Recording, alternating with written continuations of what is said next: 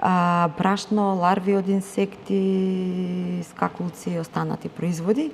Имаме ли кај нас одобрение за употреба на инсекти во исхраната? До овој момент во Агенцијата за храна и ветеринарство немаме поднесено, добиено такво барање. Она што го следиме во секторот за иновирани технологии и нова храна, Novel Food, во светот имаме и во Европа имаме регистрирано, мислам не регистрирано, на европската листа се наоѓаат 4 вида на инсекти и брашно од ларви и еден со UV зрак инсект кој што се влезани се кај нас? Не. Во регулатива? Тие се авторизирани, меѓутоа нема се уште внесени кај нас.